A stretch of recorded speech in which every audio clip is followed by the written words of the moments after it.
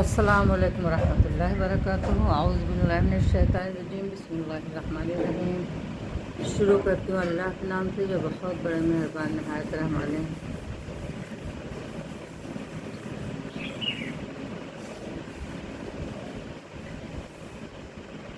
ارشاد فرمایا، حدیث میں آتا ہے کہ اللہ تعالیٰ جب حضرت عیسیٰ علیہ السلام سے میدان محشر میں پوچھیں گے کہ اے عیسیٰ ابن مریم، کیا تم نے کسی سے کہا تھا کہ مجھے اور میری ماں کو معبودیت اور مالکانہ شان میں اللہ کے شریک کردہ اور خدا ماننے لگو تو حق تعالیٰ کی جلالت، شان اور عظمت الہیہ سے ان پر خوف کا اس قدر غلبہ ہوگا کہ ان کے بال کے ہر مسامات سے خون بہنے لگیں گے۔ ان کو اللہ کے سامنے کھڑے ہو کر صفائی دینے میں اس قدر مشقت پیش آئے گی، مگر آج ہمارا حال یہ ہے کہ امام صاحب نے کب قرائت شروع کی اور کب نماز ختم ہو گئی کچھ پتہ نہیں چلتا۔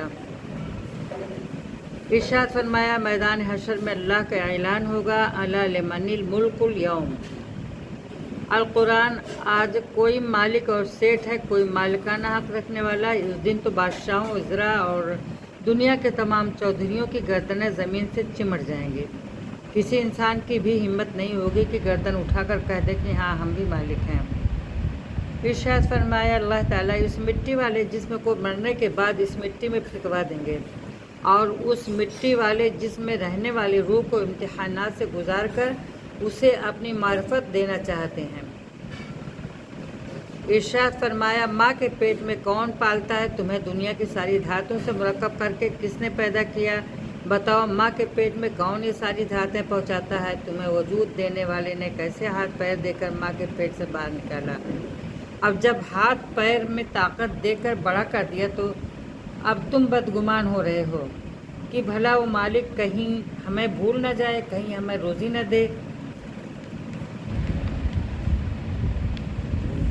حضرت نبی کریم صلی اللہ علیہ وسلم اخلاق حسنہ کے اعلیٰ پیمانے پر ہیں۔ حق تعالیٰ شانہ نے آپ کو تحمل کی وہ صفت عطا فرمائی تھی جو کسی کو بھی عنایت نہیں ہوئی، چنانچہ جس قدر تکالیف کا سامنا حضرت صلی اللہ علیہ وسلم نے کیا کسی نے نہیں کیا۔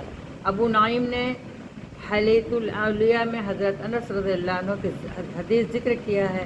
آپ نے فرمایا، ما اوذی احدا ما اوذیت فی اللہ، جتنی ایذا راہ حق میں اور اللہ کا نام لینے اور بتانے میں مجھ کو دی گئی کسی کو نہیں دی گئی۔ مسلم شریف کی روایت میں حضرت ابو ہریرہ رضی اللہ عنہ کی روایت ہے کہ انہوں نے کہا، یا رسول اللہ، مشرکین پر بد دعا فرما دے، تو آپ نے فرمایا، میں لعنت کرنے والا اللہ کی رحمت سے دور کرنے والا بنا کر نہیں بھیجا گیا ہوں۔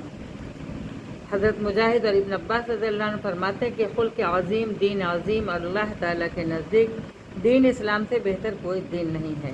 حضرت حسن فرماتے ہیں کہ وہ آداب قرآن ہیں۔ حضرت عائشہ صدیقہ رضی اللہ عنہ سے رسول اللہ صلی اللہ علیہ وسلم کے اخلاق کی بابت سوال کیا گیا۔ انہوں نے ارشاد فرمایا، کان خلقہ القرآن الست تقرأ القرآن قد افلح المؤمنون۔ آپ کا خلق قرآن تھا، یعنی جو اخلاق قرآن سکھاتا ہے۔ آپ ان تمام سے متصم تھے۔ حضرت قتادہ رحمۃ اللہ علیہ آپ کے خلق کے بارے میں فرماتے ہیں کہ اللہ کے وہ امر پر آپ عمل کرتے تھے، اللہ تعالیٰ نے جن باتوں سے منع فرمایا اس سے باز رہتے تھے۔ یعنی بعض حضرات نے فرمایا کہ غیر اللہ کی طرف صرف ہمت نہ ہو، یہ نبی کا خلق ہے۔ قرآن کریم میں اللہ اور رسول علیہ الصلاۃ والسلام کی اطاعت کا جگہ جگہ حکم وارد ہے۔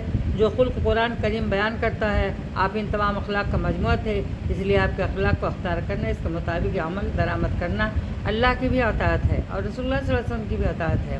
اب آپ کے چند اخلاق کریمانہ کا تذکرہ حدیث کی روشنی میں کیا جاتا ہے۔ تفصیل کے لیے ڈاکٹر عبدالحی صاحب کی کتاب وصف رسول اکرم صلی اللہ علیہ وسلم اور مولوی محمد سلیمان کی خصائل مصطفیٰ اور حضرت شیخ زکریا کی خصائل نبوی، میری کتاب نبی کریم صلی اللہ علیہ وسلم کے اخلاق حسنہ کا مطالعہ کر سکتے ہیں۔ السلام علیکم ورحمۃ اللہ وبرکاتہ۔